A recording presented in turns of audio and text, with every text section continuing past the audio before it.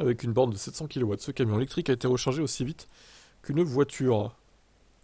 Le Megawatt Charging System, ce qui signifie système de recharge de mégawatts. Lorsque le connecteur dédié a été présenté par le consortium Chargin au salon de Norvège en juin 2022, l'année 2024 a été annoncée où ce connecteur deviendrait opérationnel. Le processus de normalisation internationale de Megawatt Charging System devrait être achevé cette année, a déclaré le communiqué. Réservé aux poids lourds, elle est associée à des chiffres qui peuvent impressionner. Le gros connecteur a été conçu pour supporter une tension de charge pouvant s'élever jusqu'à 1250 volts, 3000 ampères. Sur le papier, ça peut donc faire 3,75 mégawatts, donc 3750 kilowatts. La vitesse de recharge, c'est monstrueux. Il s'agit des valeurs vers lesquelles le MCS pourrait évoluer, avant de devoir améliorer le système ou de passer à un autre. C'est déjà pas mal, hein. Franchement, même pour un camion, c'est monstrueux, quoi. Aujourd'hui, en mars 2024, nous sommes loin des chiffres de rupture de la future norme. Les 700 kW déjà dépassés pour une intensité de 1000 ampères permettent d'imaginer régénérer les batteries d'un camion en pas plus de temps qu'une voiture particulière, donc une demi-heure à peu près, 10 à 80%. Alors le camion MAN ITGX, qui utilise une batterie de 534 kWh, 30 minutes ont donc été seulement nécessaires pour retrouver 80% de l'énergie, en partant de 10%. Cette performance se traduit par une autonomie de 300 à 400 km retrouvée à chaque pause légale des conducteurs de camions. C'est nickel.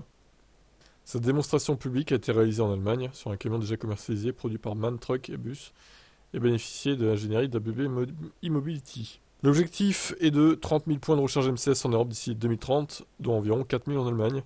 La mise en service de ce chargeur est un moyen de faire passer le pas des décideurs politiques. Les camions électriques sont disponibles, la recharge en mégawatts fonctionne.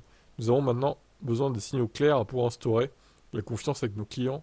En faveur de l'électrification, nous devons maintenant construire et de faire évoluer l'infrastructure rapidement. Bon, c'est un peu long, hein. C'est un peu long tout ça, mais bon. On va voir ce qu'ils disent pour la France. 519 R devront être équipés à l'horizon 2035 de ces bornes. Des configurations minimales ont été imaginées. Ainsi, une aire de service compterait 5 points rapides de recharge, puissance de 620 kW en 2025, 800 kW en 2030, et 18 lents, qui sont quand même de 600 kW. Les aires de repos offriraient 27 points lents. Les 50 sites les plus sollicités bénéficieraient d'une meilleure dotation, 14 points rapides et 58 points lents. Pour ces trois mesures, en tenant compte des capacités de stockage, la puissance totale des stations serait de 2,5, 2,1 et 8 MW. En 2035, le réseau autoroutier sera alors riche de 12 000 points de recharge et capable de distribuer de l'ordre de 3,5 TWh d'énergie à l'année. En pic, l'appel de puissance pourrait s'élever jusqu'à 1,1 GW pour les seuls poids lourds. Pour cette échéance, l'étude chiffre à 2,98 GW cette crête pour les voitures particulières et utilitaires légers.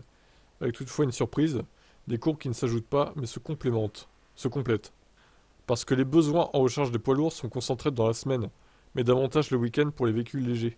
D'où l'idée de mutualiser les ressources permettant de circonscrire les pics d'appel de puissance à 3,2 GW au lieu de 4,08. Ok, bon.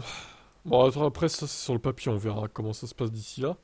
Mais bon, oui, l'idée est bonne. Après voilà, donc les bornes rapides pour les camions, ça prend forme. Et de toute façon, il y a aussi Tesla qui va arriver avec ses Tesla Semi et ses méga chargeurs, hein. Donc voilà, c'est en train de prendre forme. Et il y aura aussi les camions hydrogène, hein, forcément, donc voilà, pour les poids lourds.